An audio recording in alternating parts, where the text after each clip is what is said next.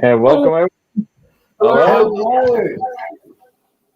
So episode number 62, once again from home, everyone. Hearns at home. So Welcome. Live. bit of a special night tonight. Yeah, special. Yeah, we've got a special For the guest first time, I us guess, tonight. on our live streaming, we're going to have a guest, I guess. And Brett can actually say something about this guest. And what do you know? Well, he's somebody that I've known for a very long time, and he's one of the very few people in racing that's actually was at my wedding, actually, when I got married to my wife. And he's indeed known my father-in-law a lot longer than I, and he's been racing himself, I think, since '84. So yeah, 10 years before me. So yeah, it's fantastic to have him on. Well, we're looking forward to that. So we've got quite a few people live already. So there's Anthony, there's Shane, Tony. Welcome, everyone. So lots of things on tonight. So got some plastic kits arrived new. We got a competition that we should be talking about, and we got a car of the night. And Koo. Koo's always in. Koo's pretty busy at the moment, as you can see. Yeah. Maintenance. So shall we start with the car of the night? Yeah, let's have a look.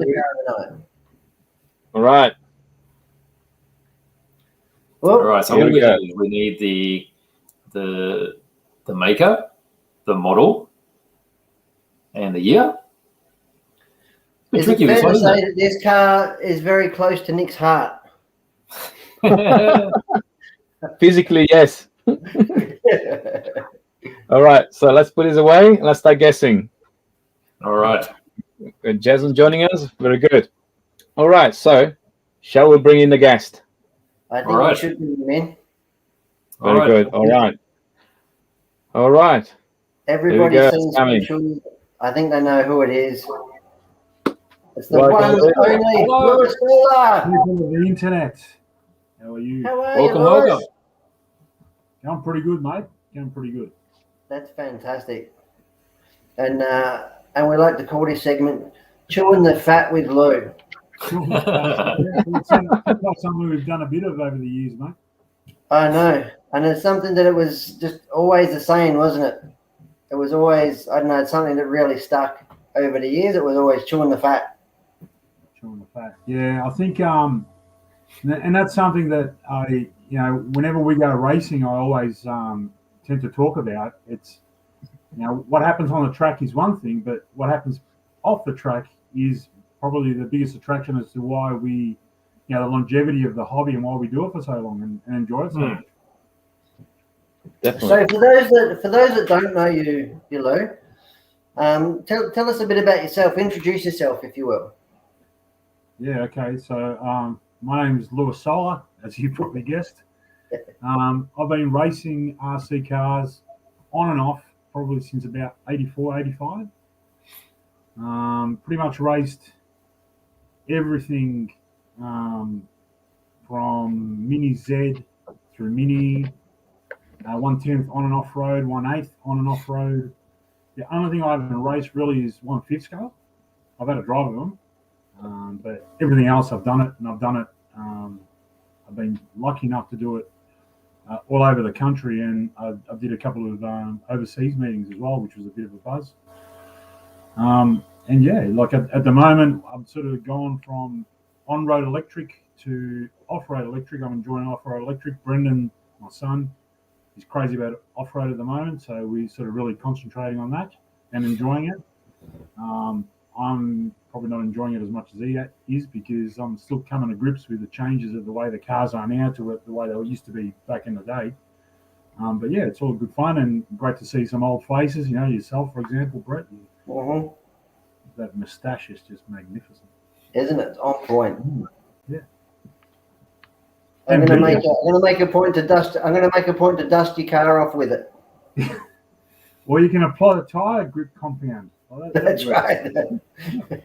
I'll get the TDK in there. This is it. That's why he puts on every morning. That's yeah. That's what I put in there. Get those little points happening. That's right. Yeah, that's it. Yeah. So yeah, I've been fortunate enough over the 35 or so years to have a go at every class and on all types of tracks, and it's great nowadays, because I can go to a track and no one knows who I am, or not many people know who I am, which is good. Especially if I have a race where I actually go okay, and go, "Well, mate, you were going really good." I'm like, "Yeah, all right." It's good fun. And I'm mentioning Baxter S, 1984. Yeah. Oh, that's an in-joke, is it? What's that about? No. There used to be a little off-road track at the Baxter Football Club, and that's I went there a couple of times. It was pretty cool. Back in those days, there was a quick charge lead with the bonnet up and a thermometer in the battery pack to make sure you didn't overcharge it. Oh, the good old charging leads, eh? They weren't dangerous at all, were they? No. You've got some good stories about those too, haven't you, BJ? Charging leads?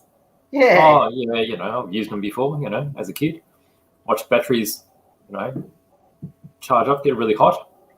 Look like they're throbbing at times, I swear you can see them like doing this, and that's where you start running towards it, pick it up, and just throw it. But, gee, they go really fast when they're hot. If lipos tend to vent these days, it's usually not real flash, is it? No, they go off in a flash, don't they? It's like flames. Yeah. Well, now it's the lipos. Back then, it used to be the quick charge leads. That's right. Yep. So can you tell us of all time, just a quick recap, Lou, of your fondest race? Is there one that stands out? The one that I remember the most? Yeah, the one that's... there's been all sorts. And it's usually the best races I ever had was not in an A final, probably in a B final, or a C final, where we got to a point at one stage where the cars were so evenly matched that, and it was so competitive, especially in the late 90s, that you could be 3 seconds off TQ, and it never used to be like round by round. Then it used to just be like fastest time of the day, and you could be 3 seconds off TQ and be in the B final or the C final, and you were so scared to change anything on the car, and you were like, you'd kick yourself if you didn't change it, and you kicked yourself if you did change it, because you didn't know what was going to happen. We didn't have the luxury of doing 5 laps before the start of the race. Back then it was like you wouldn't turn the car on until the start of the race because you might run out of battery. No. And there was even people that used to charge on the grid. Absolutely. We didn't have 6,000 milliamp batteries. We had 1,700 milliamp batteries, and you'd sort of, whenever you never made an A final, you tend to throw caution to the wind and just say, "Oh, I don't want to go home. I don't want to be driving home thinking, what if? Let's change the car before the final." And like I remember, I think you were there with me. It would have been the indoor nationals at South Australia, and I think I was in the C final and changed the car for the C final, and I won the C final in a time that would have put me like 3rd or 4th in the 8. But by then it was all too late. But it's just times like that, and it's good because you can sort of reflect on it, and then now you'll do the same thing now with your confidence, knowing that just try it. Like, what's the worst can happen? Yeah, I've had a couple of good races like that. Yeah, it's really, really rewarding, isn't it? Yeah, it's rewarding when you can actually when you have the courage to try stuff out on the track, and it actually works the way you expect it to work. That's when it's the best. And if not, you just drove around it and say that it worked anyway. Yeah, but the lap times don't lie. Yeah, but the track can change. Yeah. Excuses. Go on. That's right. The racer's book of excuses. That was always my favourite. But like you said, we just race. And out of the 35 years of racing, Lou, what do you think is your favourite car? Do you have one car over all those cars that you've had, from the Optimas, JRX2, Pro SEs, Double X, which is just that's my love child. Then we've got I suppose your Triple XTs, your Predators, your Top Force. I mean, yeah. I mean, they're all pretty good, weren't they? But I guess the one that was dearest to my heart would have been the Losi Double X. Yeah. We waited for that car and waited for that car, and we read little stories about it and saw little articles about when they were in prototype form. And I remember Darren Campbell bringing one of those out to the New South Wales titles. I think that's the one we went up on a train. That's right, and that was after. That was when, and that was when he just come back from the Worlds from Detroit, wasn't it? Darren Campbell come back from Detroit with this new car. Yeah, and then we caught the train up to Sydney. Yeah, and that was a special trip. Absolutely, you remember it? You remember the trip? Yeah, absolutely. Yeah, I remember the bloke getting escorted off. Okay, I'll just fill you in. You nugget. Just a little story.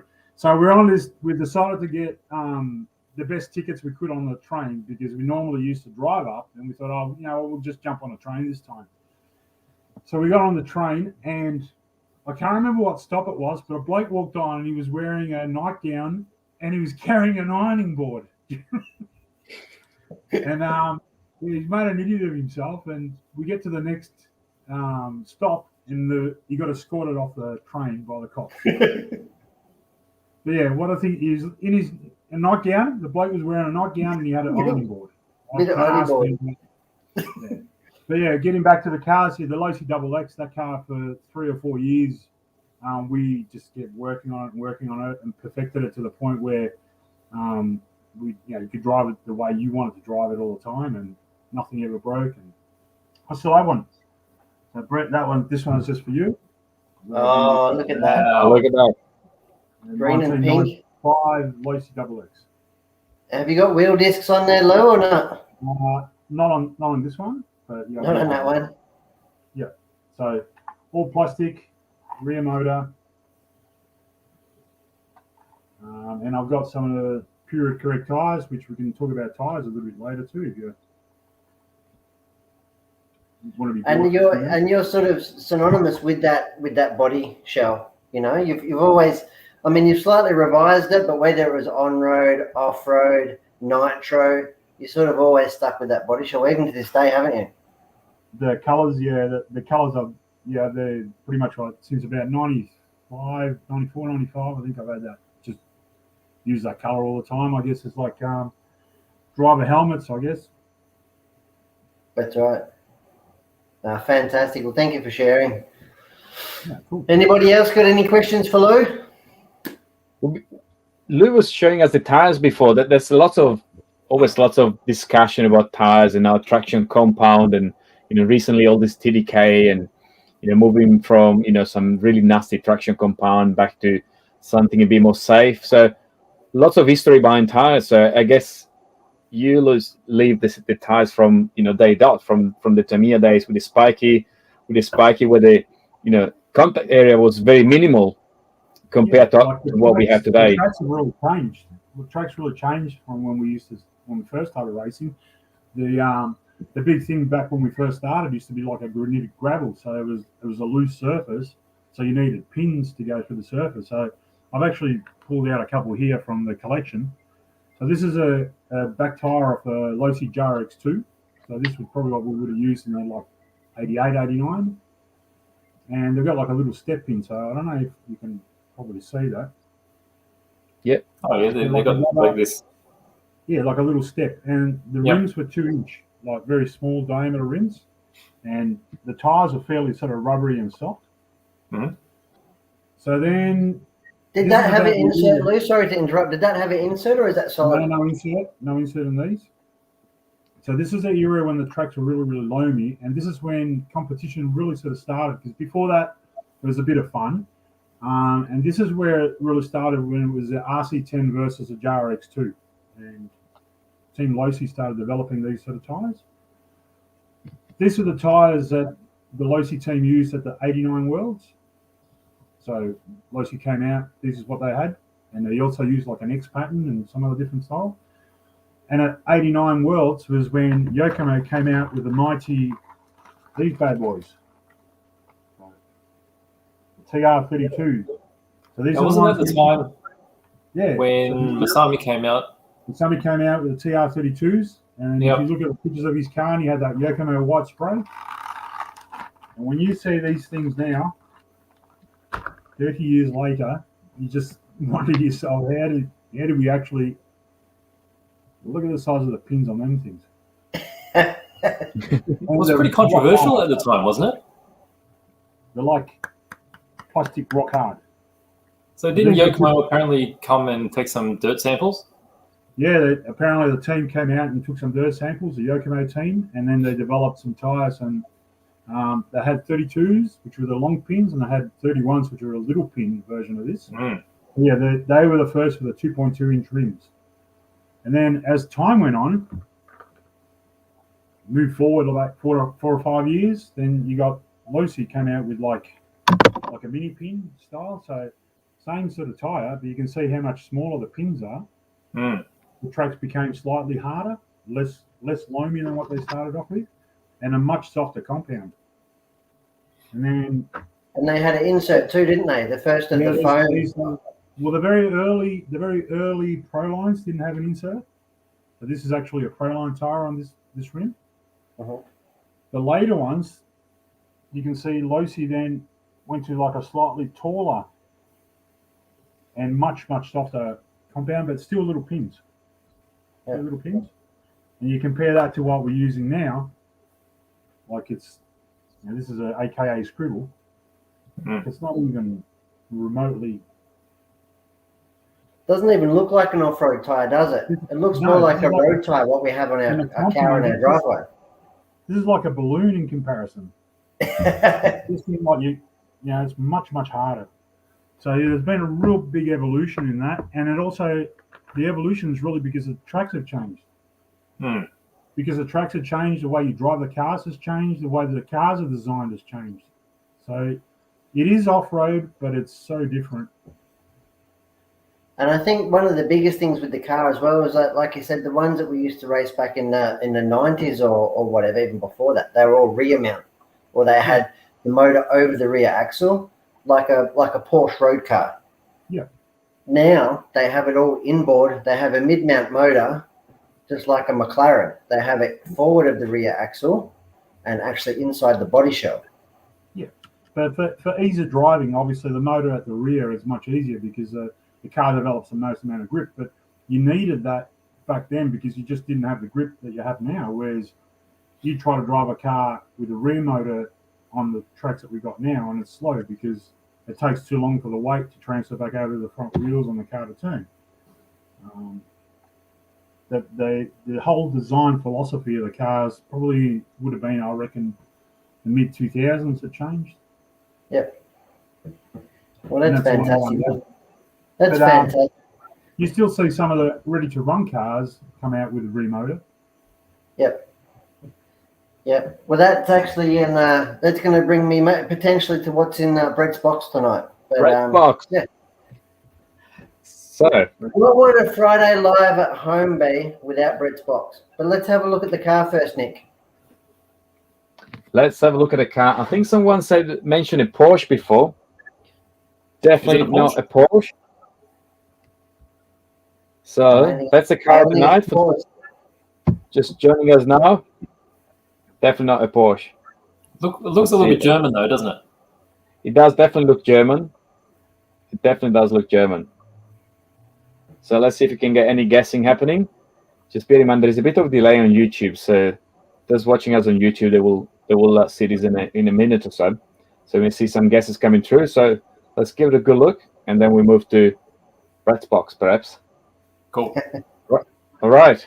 So shall we have a look at Brett's box? Well, Lewis sort of did a bit of a segue into it, and he said about the ready-to-run cars and the rear motor configuration. And we've got what I've got here. It wouldn't actually fit in my box, but it's come in its own. Is the VRX Bullet. Now the boys at work, I think they were a bit going, why is this guy so crazy about this car? And I think when we have a look at it, we'll understand a little bit why I actually got a bit funky about it.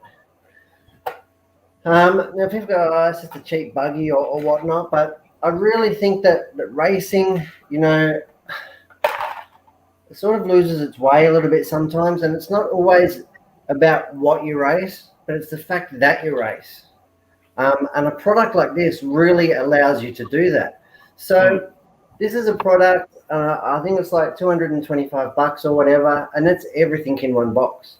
So it comes with your transmitter, your battery, your charger, everything ready to go.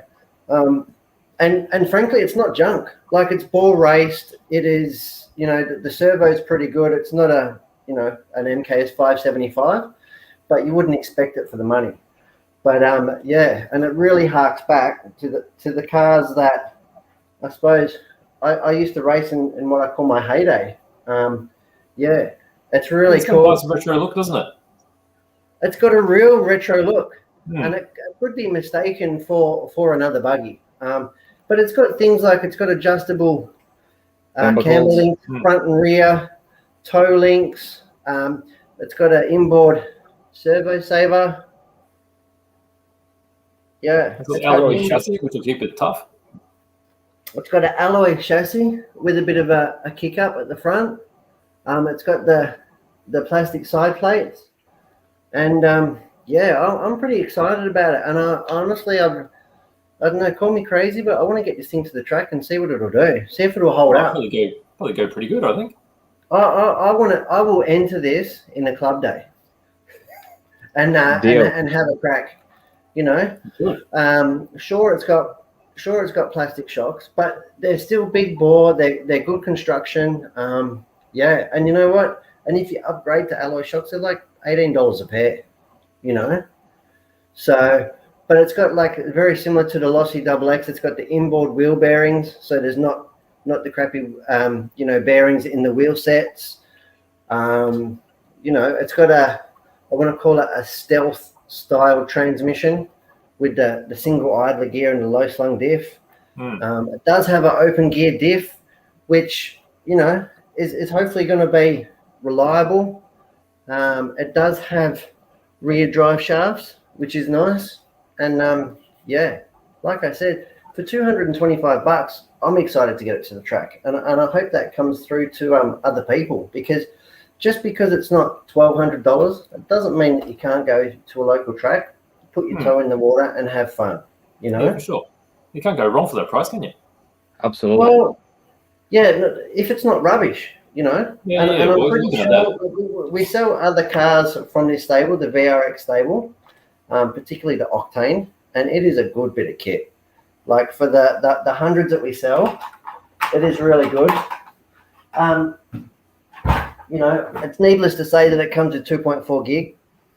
And the transmitter, you know, although it's nothing fancy, it does have your step increments for your drill rate and trims.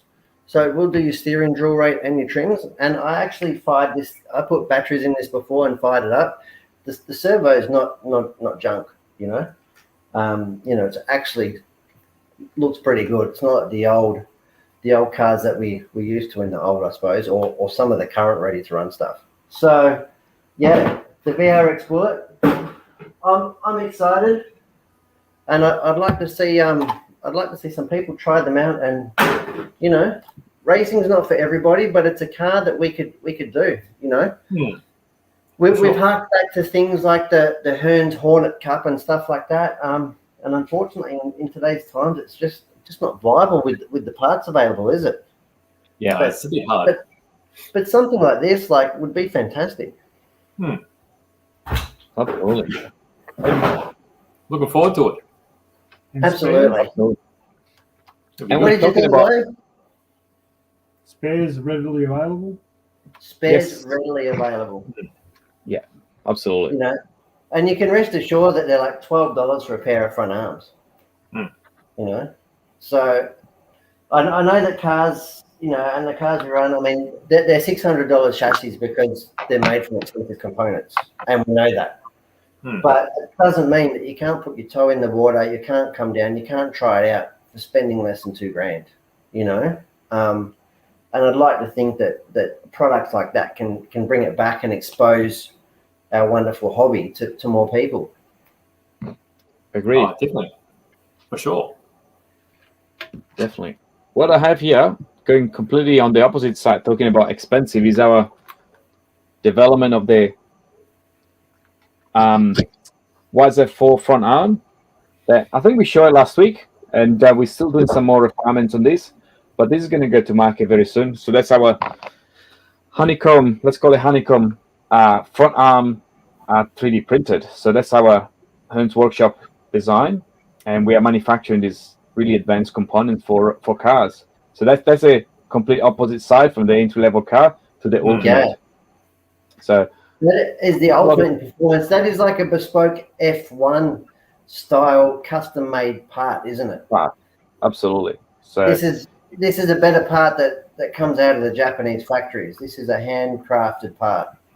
So this is the traditional plastic part that you've seen even on the baggie that Brett was showing just before, and this is what we have produced, which is just a bit dark, but you can see from that angle is really good. You can actually see all the voids on the inside of the honeycomb. That's right. So very exciting. So hopefully we can release this one. We're doing the last few tests, but these have been run already, so very reliable, and it's using, I guess, ultimate and most innovative technology actually. That's fantastic. And I got a car here that's awaiting some donors. Absolutely. Which one do you want? Do you want this one? Do you want this one? No, we're hanging out for that one. That's what we're hanging out for. I know. This is for Tristan. This is Tristan's Vic's entry car, kindly donated by Mr. Aaron Defina, who's watching us tonight. Yes, and he's suggesting that from your two-wheel drive buggy, you should actually make a drag car. A drag car. Well, that could be a thing. Why not? That could definitely Anything is possible. We might have to employ Tommy for that one. I think so. Meanwhile, we have a lot of guesses on the car. I think we have few. Have we got some winners? I think we have winners. There's quite a few actually. So we have a GT3 Audi. It's someone mentioned a DTM A4. So that's getting really close. So it's definitely an Audi, and there's a DTM. Now A4. I don't think anyone has mentioned yet the correct model, but it's definitely DTM. So guys, keep guessing, but we're not far away. So it's definitely an Audi, not a Mercedes. I had it pegged as an AMG for sure. DTM, yes. So I guess this is the closest so far. Closest. Yes. Oh, and I think we have a winner here. That's an A5. So there we go. Anyway, so what's missing? The year, actually, I guess. The year is missing. Let's see if anyone can guess the year. There we go. No, that's too hard. Let's see. It's a bit hard. Anyway. And talking about models, what have you guys got for us this week? Models, but all sorts of models.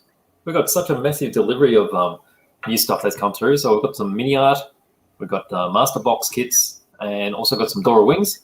But I've just picked out a few of the MINIART kits so far, some brand new things, and a few sort of older releases too that are sort of interesting, I thought. So let's see.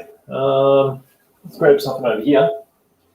So MINIART, so they're a Ukrainian company, and they do a lot of 35th scale models, including armored vehicles, figures, and accessories.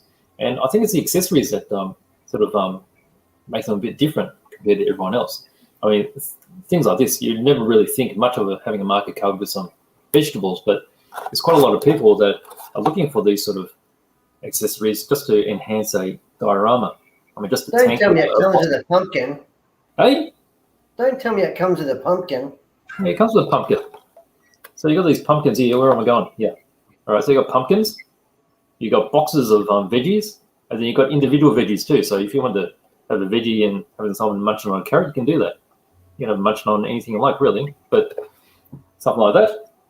What else we got? All right, something a bit more modern. You know, something you wouldn't really think about, but something that would just add to the diorama. So modern plastic trash cans. You know, you got your little wheelie bin as well, just down here. All right, so they're pretty interesting. Something a bit more World War II and a bit more destructive. So they've got this new collection here. This isn't actually really new. So some of these grenade sets have been available separately, but they've all been in individual packs. You know, you probably don't want like 50 of the same thing. So what they've done is they've created this mix pack, and you know, you got to create a beer there as well, because everyone that sets up grenades and mines needs some beer to calm them down, right? So It looks like they're changing a clutch as well. changing a clutch, it could be. You know, you got the box of eggs here as well, and the potato mashes. So you got stuff like that, and then other things like this, just some road signs, just to add to a diorama as well. So all this is eclectic stuff that you have in the background of your diorama. And in the old days, pretty much you would have to scratch build all this, pull out a bit of balsa wood, bit of cardboard, bring out the printer, print it out. But now you've got it all in one set. And then something a bit different. Again, we've got the figure sets. And again, rather than just having them in a military type mode, looking like they're killing people, you've got these guys, maintenance guys, just standing around painting up a tank. So these guys, you've got the compressor there, which is quite nice. And spray guns here, and another dude over here just brush painting. Okay, ladders are nice too. You could always mix and match. You don't always have to use on one packet for the one model. And then this one isn't new, but it's very, very popular. So these British tank riders with their heavier uniforms. So these guys got my moustache. Yeah, that's you, right there. What scale are they, BJ? Hey, these are 35th scale. 35th scale. So we'll crack this open.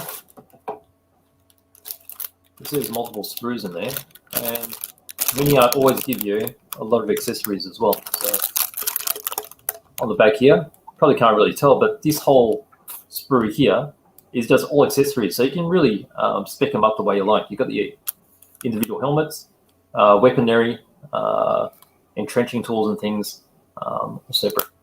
That's something that MINIART's quite famous for as well. They make really small parts, so you get really fine details. And what else is there? Oh, there's this sort of oddball tractor with a trailer. So occasionally they do things that are civilian as well, and you know, obviously civilian and military sort of work hand in hand. Wars aren't always fought out in fields; they're done in the cities as well sometimes. So this is a World War II era German tractor with a large carriage as well, or trailer, I should say. Okay, and they always give you options on different finishes. And just by itself, it's almost like a mini diorama, because the trailer is actually really full of the similar accessory sets I showed you before. So there's milk vats, there's beer barrels, and other good stuff too. And there's also a figurine as well that's included. So that's MINIART, but there's actually a lot more MINIART. I think we've probably got about 50 different varieties of kits that have just arrived. And we're just going through it all, and we'll be moving through the master box as well. There's going to be mainly figures. And then Dora Wings, of course, is quite famous for their odd aircraft. And one of the newer kits is the Lancer that's coming out. So hopefully I'll have that next week to show you. I've got a few other bits and pieces, but I think maybe we'll move on to them a bit later. Should we touch on the competition while we talk about kits and dioramas? Oh, sure. So if you didn't tune in last week, we've got a figure competition going at the moment. Okay, so this has got to do with our 3D printed Hearns Workshop figures products again. So there's a figure there. All right, let's just see there. So this is actually a modern figure, very Russian-esque. He's carrying a AK-74, and he's got a balaclava on. So the balaclava is probably a good idea for those that aren't very good at doing faces. So all you have to do is paint around the eyes. But with this figure, so basically you get, there's a weapon there. That's the AK-74. Your one looks like a ninja, Nick. He's a ninja. It's got a balaclava. Can you see it? Can you see it? Oh, yep. He's not got a balaclava. He's just trying to go buy milk with his mask on. Comes with a helmet as well. I think it's going to be very safe. So you get a helmet, and then a couple of Brett's suitcases, and you get a skull. Okay, so get one of those. As you can really see, Oh, the skull's actually really nice. Every soldier needs a skull. Yes. Okay, so basically, so you get your figurine, the weaponry that goes with it, and then from there, you'll be judged on the overall finish, and then you get extra points for every one of those extras that you put on. Okay, so you can get the helmet. The helmet actually fits if you want. Okay, like so. You chop off the head, put on the skull if you want, or put the skull on the base. So you need to have a small base. It's a vignette competition. So vignette basically means a really tiny diorama with one figure. Or you could even have suitcases next to him, or even suitcases hanging off him. So it's up to you. It's all open to your imagination, and be really interested to see what you can come up with one of these. So there's quite a number of these already out. We had these available from last week. So the competition officially starts today. And then, of course, it's going to run for a little while, so it gives you plenty of time to get a set yourself, and it finishes up just before the end of the month. So you've got 3 weeks to complete a figure. So stuff like this, I would normally expect you'd be able to do stuff like that over a weekend. So get in on it. And Shane's asking what scale is the figure. So that's 1/35 scale. Okay, so every entry that goes into the competition adds $5 to the prize pool. So the more entries that we get, the higher the prize pool is going to be, and then we'll judge it from there. So even if you don't think you're going to be doing a very good job, or you don't feel confident you're going to win, just enter it anyway, and basically it pushes the pool up for someone else. So get in on it. The more people in, the more they can win, and the more interest we can get, because the whole idea is to see how people go about painting a figure, so that it gives inspiration to other people as well. So that is the figurine at the moment. So we've got that available. I don't know if I've got the link handy, but we can find it. And so all this is coming together at a fairly reasonable price of $15. So usually a figurine like this would be at least $15 by itself, but with all accessories and such.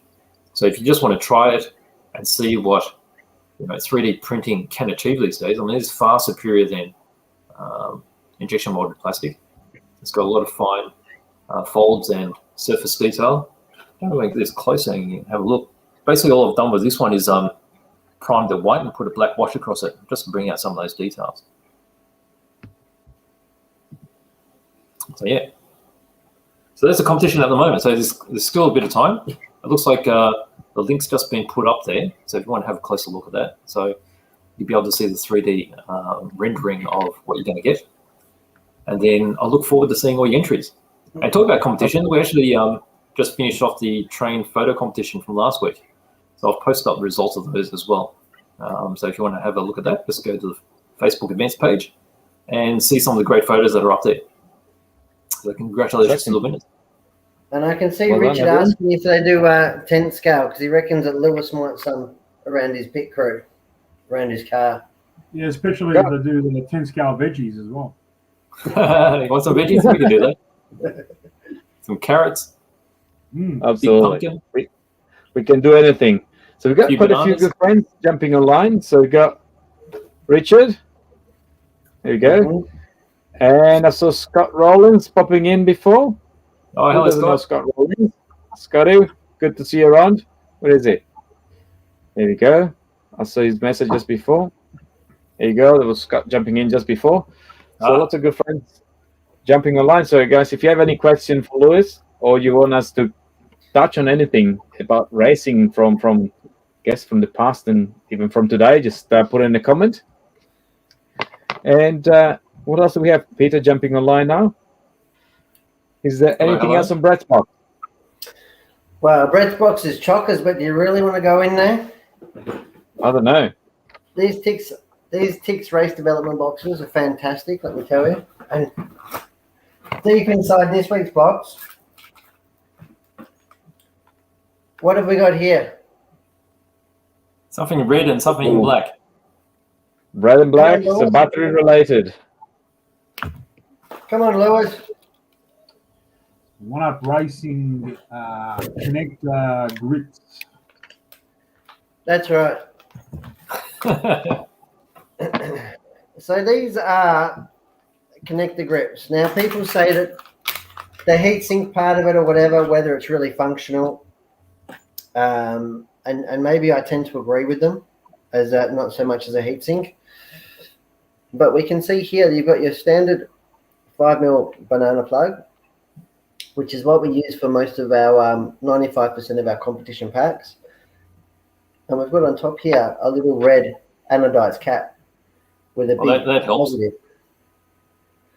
So by putting these on your car, you are indeed hopefully lessening the chances of you putting your battery, plug in your ESC in backwards, which is, I think we've all done it. And I think anybody that says they haven't done it is lying. It's not fun when you do the reverse polarity, is it? It's always at the bad time. It's never at a good time. When was the last time you smoked a Speedy, Louis? About 12 months ago. Yeah. Very recent. On road, off road. Very easy to do. Mr. Warwick, join us. Welcome in, Warwick. How was dinner? Delicious. Thank you very much. And expensive. Have you guys noticed how expensive Uber Eats is getting these days? Holy crap. You need to have 2 weeks off and then you get a discount. Nothing. I have to go and collect it myself, I think. How's everyone doing? Yeah, good. All good? Happy We've Friday. got a question. Okay. So, we've got a few questions actually.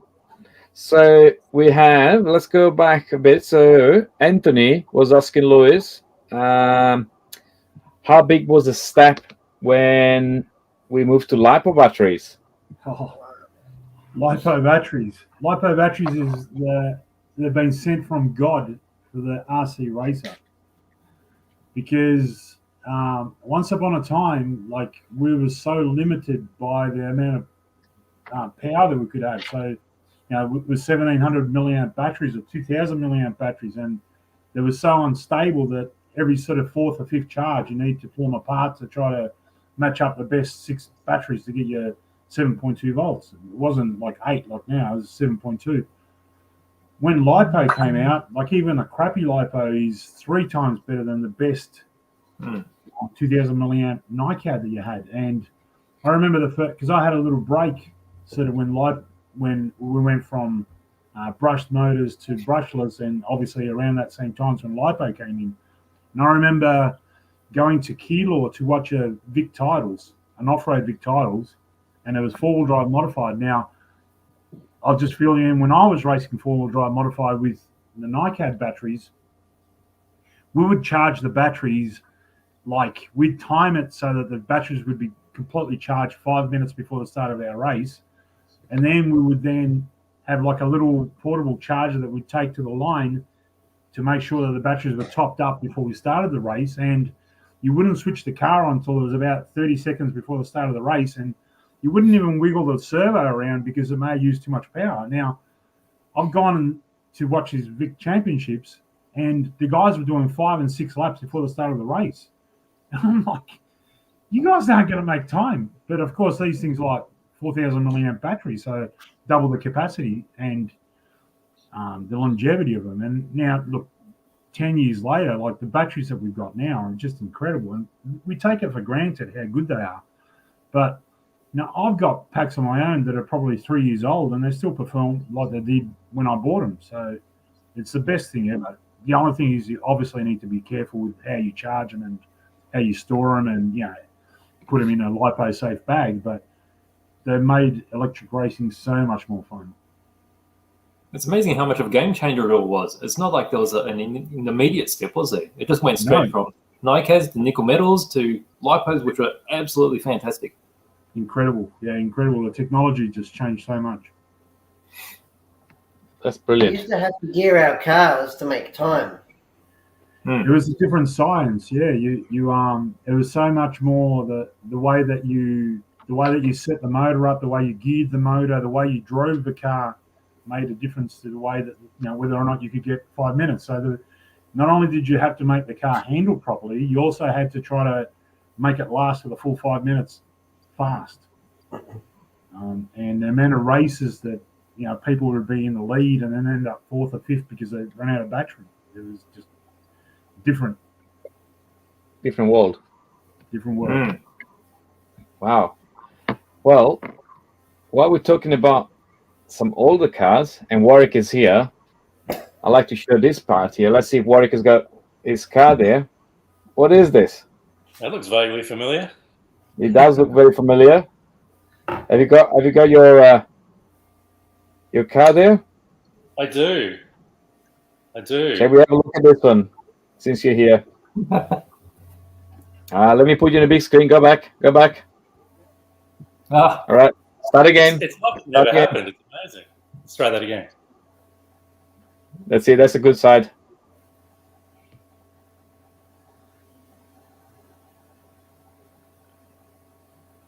Welcome. That's a big intake you've got there, Warwick. That is. It's impressive. It's cavernous. Look at it. So yeah, this is a little Hearns workshop thing that we've been working on this week, which is just that little air intake for the roof.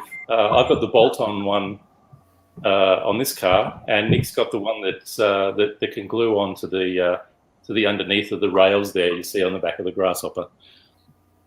So yeah, just a nice little touch. It looks like it should have been there all along. So that's usually a good sign with an add-on. If it kind of looks a bit silly, then you're not on the right track. But yeah, I think that does the trick. Looks like it should be there. Yeah. That's it. And so I just wrapped this up a few days ago. I think there'll be a couple of videos on it coming up in the next week or so, if not now. Just a little project that I decided to work on it when I was locked away for a couple of weeks due to that thing that shall not be named. So yeah, it's the design is based off the Australian plague locust, and I thought it was kind of apt considering where we're at. With the that's a work of art. I think a lot of people don't realise that all of that artwork there is actually painted on. It's all paint, absolutely, 100%. No stencils or anything. Paint. What does the number 35 represent? That's a grasshopper number, isn't it? It's just the stock number. I think Tom suggested I should do 666, but I didn't want to be too literal with the whole plague thing. I did do that on the roof, just as a little bit of a thing. There's a nice little blood splatter there. So yeah, but it is all painted. I used a cricket maker to do all the masking, including this at the back. Yeah, there's a lot of work there. Yeah, it's about 60 hours up, and like everything is painted. If you know the car, it's pretty much all black. So yeah, absolutely everything is painted on this baby, which is not, it's not difficult. I added some of the SMS Flex agent to most of the finish. So even though it's a shelf queen, I mean, it will, if someone purchases it or, gets whatever, if it gets off the shelf at any time, it's still a completely functional car. I've got some SMS color shift under there, which isn't particularly color shifty because I put a matte finish on it. They tend to work better when they're gloss, the color shifts. So if you want a really strong effect, do those in gloss and not in matte like I did. So there you go. It's pretty stock. Oh, something did come in the mail today, which I'm going to stick on it because the stock motor is ugly as sin. It's just like a tin can, really. That's the little one. It is. So I've got a 540. I got a BZ Superstock. Just arrived for me. It's a fair bit different, isn't it? It is a little bit That looks different. really good. It actually looks like it does something. This other thing looks like it could, barely power a razor. So yeah, those are pretty cool in there. So I'll pop that in over the weekend. And there you go. Good A lot stuff. of fun. Look, the great thing about doing projects like this, if you like to paint, is the buy-in is really low. Like, these cars are really, really affordable. And you get a lot of plastic for your money, right? And we've got a whole slew of hop-ups and accessories in the works that you can add to these things to give it a bit of personalisation. But yeah, in terms of just letting your imagination go crazy, like, the possibilities are kind of endless on these things. So if you're looking for a project, something to sink your teeth into, do something like this. Do something different. I mean, I haven't really. I mean, this is my second RC car, and I love to paint, so it was just like the perfect marriage. So yeah, Brilliant. get onto it, to the point that I've already got the second project ready to go, That's brilliant. which I'm going to have to It start looks this like weekend. you behind the wheel. I think I can't decide whether it's one of the Pauls. Pick a Paul. Paul Hogan. Although it looks like, I don't know. Let us know in the barbecue in comments. there with some with a few prawns and shrimp. Yes, yeah, yeah. Just cooking on the engine, Just, Why not? killing two birds with one stone. Cool. So yeah, make some comments. Who do you think that is? It's one of the Pauls. Paul Newton, So- Randy Quaid. No, not Randy Quaid. One of the other Quaids. Who's the other Quaid? Dennis it's too many of Quaid. them. Dennis Quaid. There we go. Bit Cool. of Dennis Quaid going on. So we have a Greg Norman. Well done, Tamia. Greg Norman. Yeah. Just a piece of leather, wearing a piece of leather, Harrison Ford. Yeah, so Paul that's Hogan. me. That's me. There we go. Done for the short term, and another project on the go. So Yeah. So stay we're going to have a range of upgrade parts coming from the Grasshopper very soon. So there's a front bumper being prepared. And what else? Oh, that's sorry. a secret. No, there isn't a front bumper. No. And something else. Something else. But, and something else. Other stuff. Meanwhile, we have a question actually. So Michael is asking if the front kit does come with a battery and transmitter and a servo. Right, Well, does we've it got come the, with a battery and a servo? Starter kits, Yeah, don't we? absolutely. Really important. The frog is going to be the tough part because we haven't received any yet. But there is the Grasshopper, Grasshopper 2, and the Fox, which was actually my very first RC car kit, which I got when I was 14. Big nostalgia value for that one. And we've got the Ultima there as well. And did we have a Rising Fighter and something Dragon? Yes, that's it.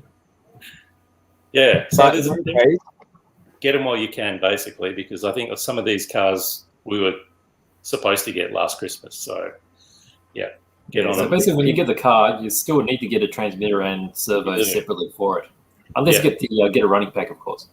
Yeah. that's fine. A I'll put lot the of link them on the come with Ravine running ESC package. these days and a motor. So this came with the ESC and the motor as well, which is great if you want to just get going. But like I did, you probably want to upgrade the motor if you're going to run it.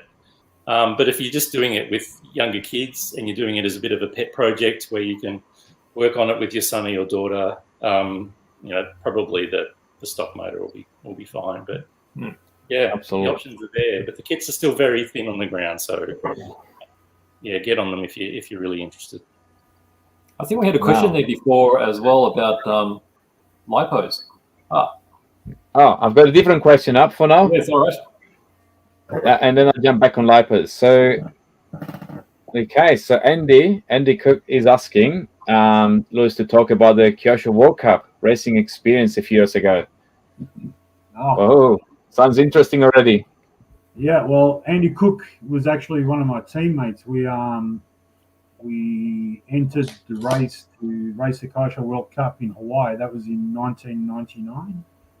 So incredible, 22 years ago, like yesterday. We the Kyosho company in Japan did a competition where they flew out the champions from every country to a single location. So we got to race against guys from all over the world. And we had a 1 hour race to race in Australia. And the winner of the race won full flights, accommodation, everything to go to this one was Hawaii. And I got asked to race it after I actually retired. And I up to that point, I only ever raced electric, never nitro cars. And I got told about this Kyosho World Cup.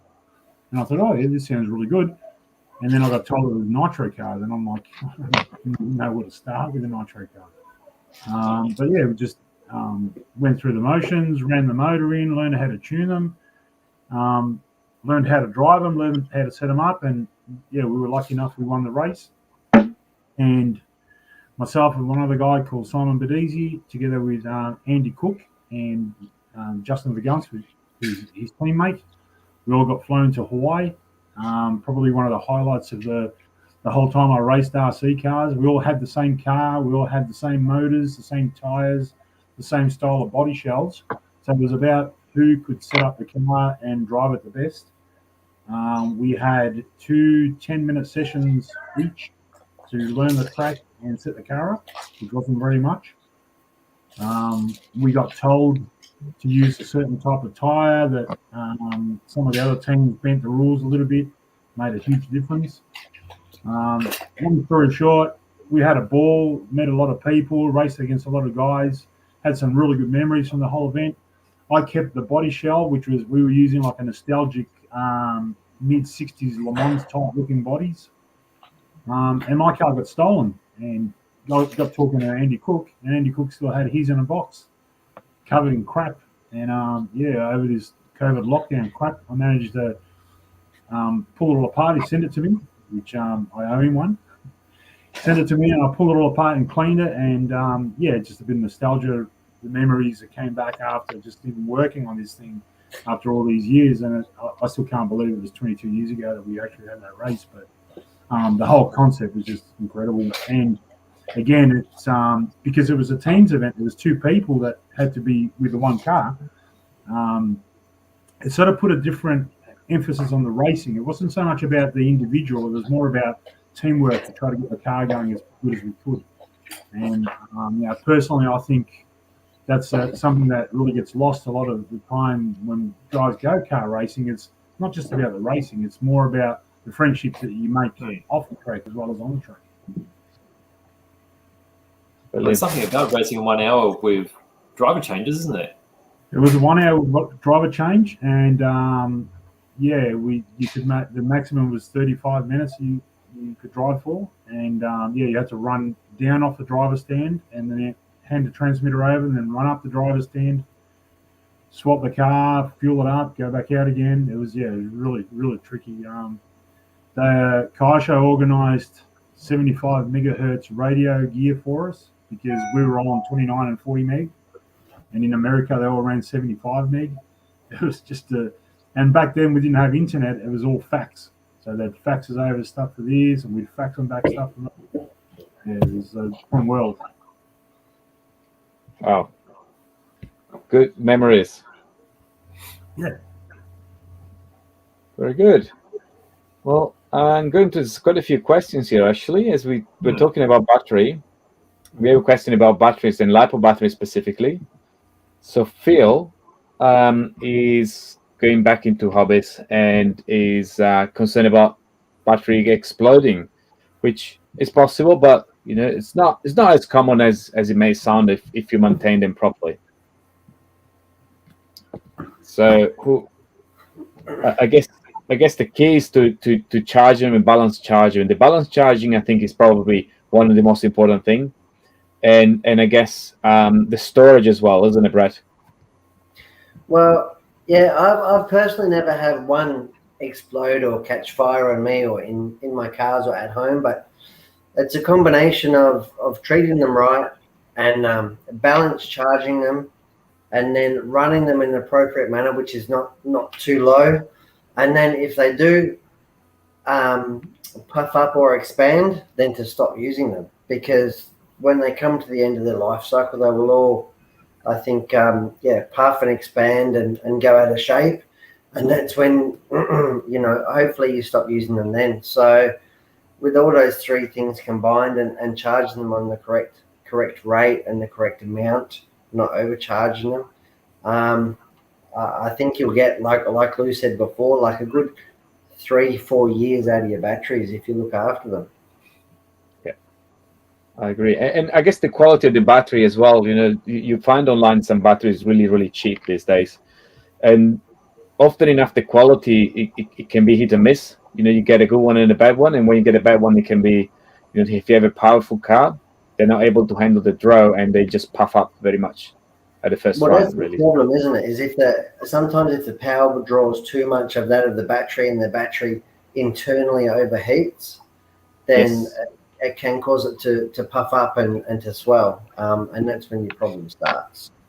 So you really have to match your car to your battery and so on. So I'm sure that what Warwick's Grasshopper doesn't need a $200 sort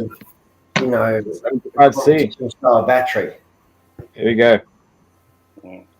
How many hours will the Grasshopper run with a 6075C? With the 380 motor, it would probably go for about 3 hours, I reckon. Yeah, I think so too. I reckon the transmitter would go flat before the car. That would be a good challenge. I think the other thing that's pretty important is don't over discharge them. As soon as if you're running a Lipo and you're running a current speed controller, they'll have a voltage cutoff. Make sure you set that voltage cutoff fairly high. You're better off shortening your run time and having the voltage cutoff come in early than being out there for 10 minutes longer, but then damaging your battery. So that's another little tip. Don't over discharge. Very good advice. Yeah, absolutely. So very good. What do we have next? BJ? What's BJ got? What? Oh, the beach buggy. Since we're talking about retro, and particularly retro cars, well, this is a very early Airfix kit of the beach buggy. So this is one of those classical beach buggies which are based on a Volkswagen type design. And it's actually, the scale is a bit odd too, 1/32 scale. So you don't see a lot of automobiles in this scale anymore. It's pretty much standardized to around about 24 scale. But it's nice having these older kits come out again. I mean, this hasn't been around for a long, long time. And hence you can see it's a vintage classic, so it's under their the V series of kits. And it's great to see. They're not going to be out, I guess, they're not going to be readily available. During this time, they've been hard to find. So just make sure you get onto one of these online and get it if you need it for your collection, because I don't see these lasting very long.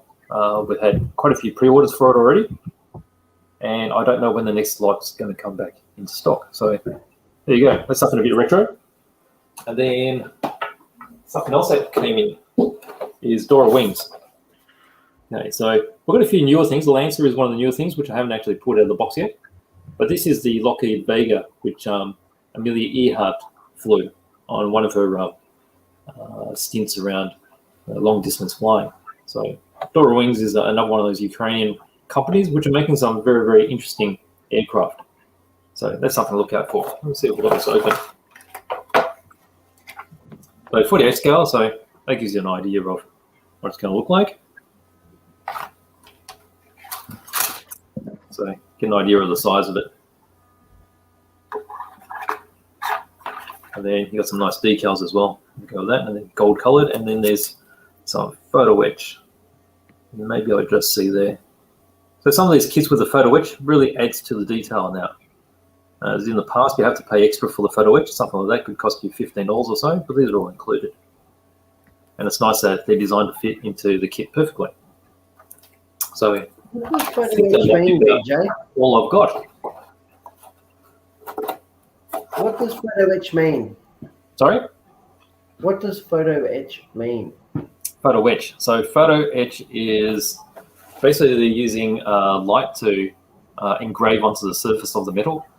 So it's a bit like when you see circuit boards. Circuit boards are the same sort of thing. They're generally on fiberglass and they'll have a metallic surface. And then they'll have a mask that goes over the top, like when you're masking paint, I guess. And then it'll have a photo sensitive liquid that's put on. And then you shine light onto the mask. And when you pull that off and you put it into acid, the acid will only eat away what hasn't been exposed. So it will leave just the metal shape behind. So let me see if we can find a better example of some photo etch somewhere. I think I've got something here. Hang on. Studio run. Studio run. We've lost him. We lost him. I only asked him one question. He's left. Too hard. He's gone. Oh, Here it no, is. all right, so that's probably going to be a bit easier to see, right? Okay, so you can see this was a sheet of brass, very thin. And basically what they've done is it's just been etched all the way through this one. And this part here, once you cut it out, you'll be folding the sides and they'll end up being a basket. Okay, so that's going to give much finer detail. And so that's basically what photo etch is. Okay, so this is so thin, you won't be able to get that in photo etch. You won't be able to get that in injected plastic, the same sort of fine detail. And so that's why they include these really fine metal parts. So that's photo etch. And of course, I mean, this is the chunky bit. There is much finer stuff as well. So yeah. Very sharp. So James Jetson is very sharp as well. Yeah, it is sharp. It's cool because depending on how long you expose the material for, you can change the depth. So you can actually you can etch right through the material, or you can just do a light sort of surface etch where it's just essentially the difference between like a matte finish and a gloss finish, and everything in between. So it's a really versatile finish and some process. And like BJ said, you can do super fine detail, like down to microns, and you just can't do that with plastic. So that's why a lot of these kits now come with photo etch. And also like the Ukrainian companies and also companies like Trumpeter and Hong Kong models have really value added by adding photo etch to their kits, whereas in the past you would have to buy that separately. So it's been a really good value add for a lot of these new companies that have only been around for 10, 15 years or so. What's that, beige? You can really see from this one. This one's got a lot more fine detail. These are actually a whole set of spanners in 35th scale with saws, and the saws actually have teeth. Yeah. Okay, and that's on very fine photo etch. It's crazy detail. It does look razor thin. It is really thin. Okay, so this would probably go to like 0.3 of a mil, I think. Okay, and there's sort of shifters in there as well. Might be able to see. And it's so fine that these ones are actually really good. They stick the tape across it to hold it all in place. You can see that massive saw across there with the teeth. And then you've got all the shifters, spanners. So that's the sort of detail you can get out of photo etch. That's brilliant. So that's actually part of another MINIART set. So these are all over here. They're all the bits that come as photo etch metal. And then you just fill in these boxes. So yeah, so really add a lot of detail. I do love a good box. You do too, don't you? Is that a segue? There you go. That could be a segue. Now, how are we going with the car? Have we nailed the car yet? I think the car has been I think it's all done. Someone What? mentioned the year as well, which is a 2014. No. You're correct. Yeah. A 2014 Play-by Bunny A5. Yeah, A5 DTM 2014. Done. Nice. That's the winner. We are done. Indeed. I thought it was a Mercedes. The what was what? Sorry. I thought it was a Mercedes when I first saw those flares and stuff. Yeah, the rear end perhaps, but here we go. Here's the front end.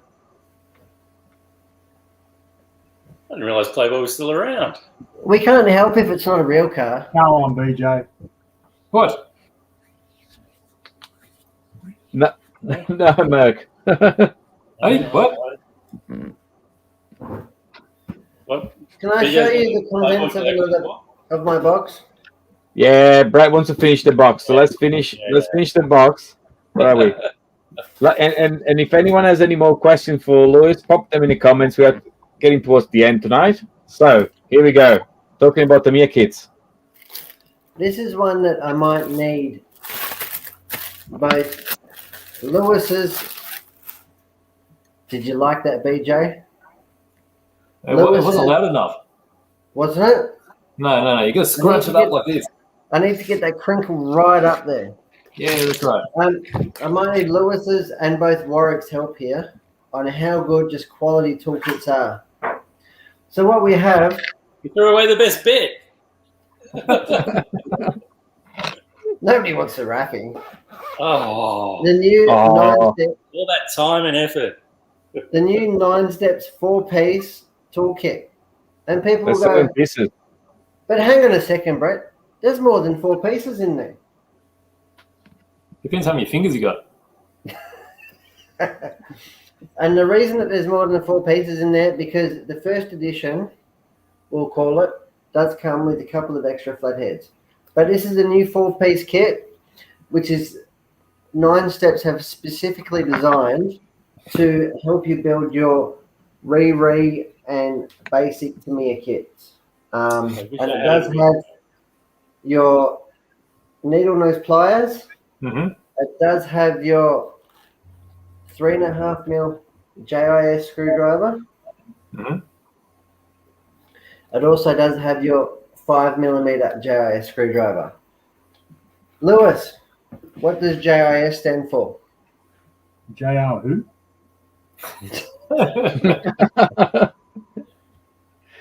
I believe JIS. it's Japanese Industrial Standards. Is that right, BJ? JIS, yes. JIS. Yes, Your moustache made it sound like an R. I didn't. Yeah. I knew that your moustache would get me in trouble sooner or later. It's like a filter. I'm just waiting till the VIX. This thing's got to be worth 2/10. Japan Industrial Standard it is. That's Here we right. go. Anthony to the So- rescue. Here we have. That's all right. Japan Industrial Standards, and this is a perfect little example of a great little toolkit from 9 Steps Industries to help you build your TAMIYA or Koisho kit. Yeah. So it has your titanium nitride coated steel tip, your knurled handle, your I don't know, what do you call it? Your twizzy bit The handle, spinny bit. spinny bit. The spinny bit. And there you go. I don't have as much experience with these lately as young Warwick does, nor over the years as I'm sure Mr. Solar does with his Top Force. But yeah, there you go. The new 9 Steps toolkit. Okay. Meanwhile, is there anything else on your box tonight? Oh my God. Where do we stop? What is it, the TARDIS? What did Is you it the call me? Zerpet? Is it the Zerpet? That wasn't called for, Warwick. Can anybody tell me what this is? A bent set square. It's a derailleur cage. A mask. Car door. Car door. Car door. It sort of looks like a car door, doesn't it? Does a bit. Now, we can guess probably who supplied these. Yerk. Oh, no. Berserk RC carbon fiber products. Now, here's a local manufacturer who makes bespoke products out of the substance known as carbon fiber. And these products are indeed setup wheels for 1/8 scale buggies. Nice. Now, Lewis, do you use a setup station for your 1/10 buggies? Yes. I was hoping you would say no, because with your 1/8 scale, what I've been finding personally is that there's just too much give in the buggy, in the construction. So what do? Use a spray can. We'll use setup wheels. Now here we have something that's very dear to my heart. You haven't seen this in person, Lewis, have you? No, yeah. It is gorgeous, mate. I can't wait for you to have a twizzle.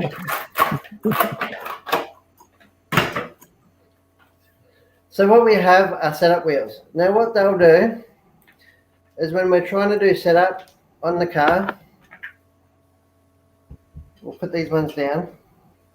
We'll pick these ones up. We'll screw these on to the axle, and they will give us a perfectly level, flat, true, and straight measuring device to get our camber and our ride height measurements at such a state that the standard wheels and tires just don't allow. Because you'll see, even when they are brand new and factory pre-glued, they are just not 100% straight. Yeah, it'd be wonky. So what we do, this is the innovation, is we'll have some setup wheels, and we'll put that on a piece of glass, and we'll be able to measure our camber and our toe 100% without any give across the sidewall in the tire and any flexion and warp of the wheel. Because you can see here, even on this, it's really hard to see. Yeah, there's a bit of movement. There's a little bit of movement here, and this buggy right here is in is in pretty good condition, needless to say. So these new setup wheels for 1/8 buggies, we're also doing them for 1/10 buggies. That's a new product, and it's from Berserk RC, and it's in store now. Good stuff. Nice carbon. Well, beautiful carbon. We have, I think, one last question for Lewis here. Here we go. What's your favorite class, two-wheel drive or four-wheel drive? That's the classic question. Oh my God, yes. What was my favorite class? So I'd love to say to you it was two-wheel drive, and two-wheel drive was always fun. It was always the most fun class. But what you really got to think about is the fact that for the majority of the time when we used to race back in the 90s, we were grip limited. So we didn't have the grip that we all wanted. So to drive the car around quickly, it was always a compromise. You always had to squeeze really gently out of the corners with a two-wheel drive, and you'd turn into a corner in the back of the car, it'd slide out and do some silly stuff like that. So when you got your hands on a four-wheel drive, you could drive it to its full potential because you had more grip. So the four-wheel drive was always more fun. So part of me loved two-wheel drive because that was really a purist. You had to really drive the cars. It wasn't like now where you drive a two-wheel drive car now, and it's like driving a touring car. Really, you got so much grip, it's ridiculous. Back then, you didn't. So when the opportunity came to drive your four-wheel drive car, you felt like you could actually drive it the way you wanted to. But then, of course, the downside was that you couldn't drive it as hard as you wanted to because you run out of battery. So it was 6 of one, half a dozen of the other. The four-wheel drive was a lot of fun. The two-wheel drive always was more pleasing because you could drive it as hard as you really wanted to within the constraints that you were given, whether it be grip, which really was a major constraint. Brilliant. And do you think that caused the advent of the stadium truck? Yeah, well, the stadium trucks were really cool too, and that's a real shame that class sort of disappeared in the wayside because stadium trucks used to get raced for 4 minutes, if I remember right, Brett. That's exactly so right. You That's exactly why I raced them, Lou. Yeah, and you could pretty much put in as much power as you could possibly put in it, and just drive the thing as hard as you would, and you'd never have any issue with running out of battery because the trucks were a little bit bigger and the tires were bigger. You had more grip. So you'd be popping little wheel stands left and right, and they just look so cool. They jump better, land better. So yeah, they were a lot of fun. So you had guys that used to be two-wheel drive specialists. You had guys that were four-wheel drive specialists, but everyone used to race truck. So you'd have the best of the best all racing truck together on. Usually used to be on a Sunday, which was truck day. But yeah, sadly that class doesn't have the support anymore. It's limping a bit. It's actually having a small comeback again. As we sold a few just recently, so hopefully we see it coming back. But yes, it's been very, very slow in the past 4 or 5 years at least. Yeah, and I think the very hard thing is that it's almost at a grassroots level, in that things like bodies and things like tires are really hard to come by. Yeah. And that really dictates how strong the market is, unfortunately. Yeah. But this is Australian. It's still, isn't it still massive in America? Am I reading that right? Or everything's massive in America. Everything, yeah. Bigger numbers. Yeah. Yeah. Stadium truck for me was always my second class, because I didn't have the big budget to run four-wheel drive.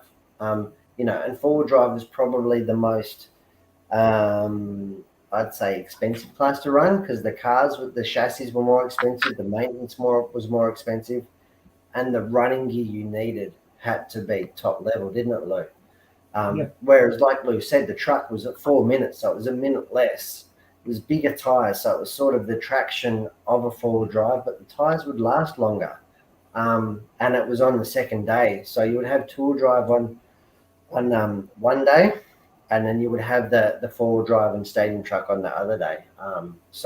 And that's what made stadium truck so strong. And like you said, like Lou said, that you would have people that the top guys would run two-wheel drive, four-wheel drive, and stadium truck. And for everybody else, it was like two-wheel drive and stadium trucks. So it was really big. Very good. Very good. We have one more question here for Brett. What's the car behind you, the white one? The white car behind me. You wanted this question. Oh my God, yes. What have we got here? Now, Civic. This is, I think I had it on last week's show. This was built in collaboration with us and RC Car Brothers up in New South Wales. And this is a Aromax Medius BD10 hybrid of a TCR. So that's a front-wheel drive touring car, beautifully adorned in a Biddy Design HCF body. And I don't know that Lou's had the pleasure of running TCR lately, have you, Lou? No. Yeah.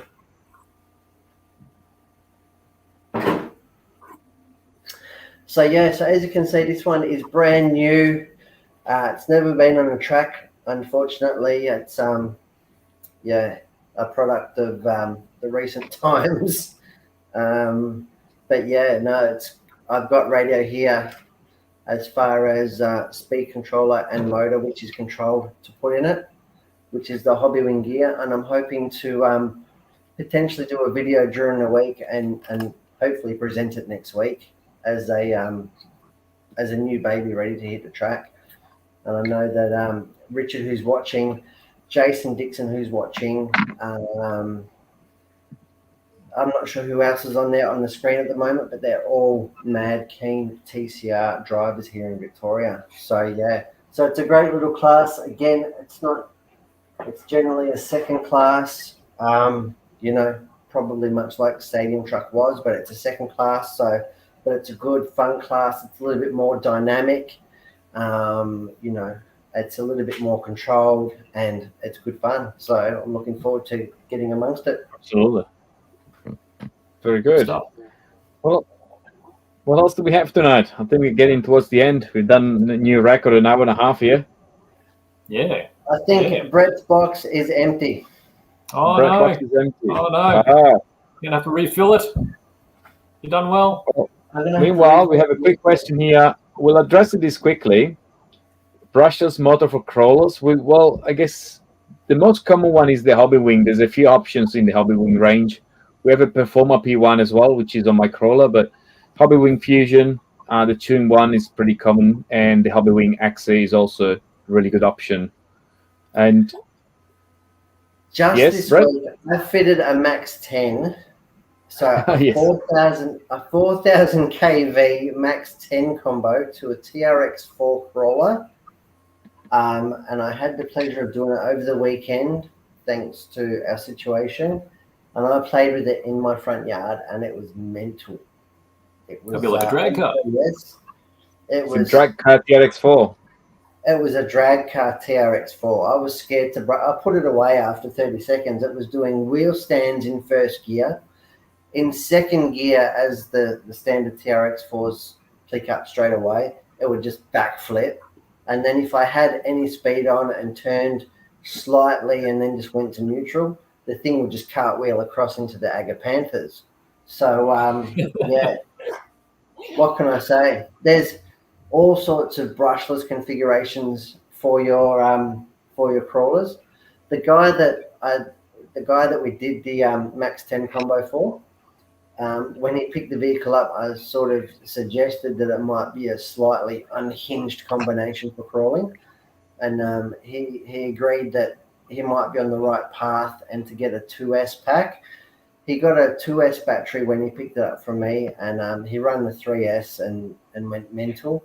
Then he put the 2S in it and found out, yeah, it's probably not a bad crawling option. So you can have anything from, like Nick said, your Performer quality, brushless setup, to your Quick Fusion, which is your two-in-one where your speed control is built into the motor can.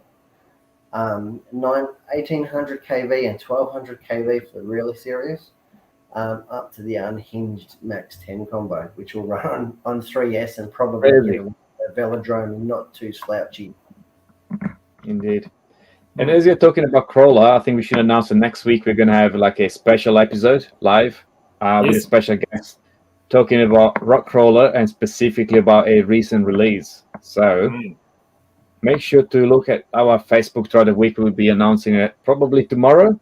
It will be a very, very special episode. So yeah, join we've us got next another week. special guest next week, haven't we? Really looking Absolutely. forward to that happening. Yeah. So very much so.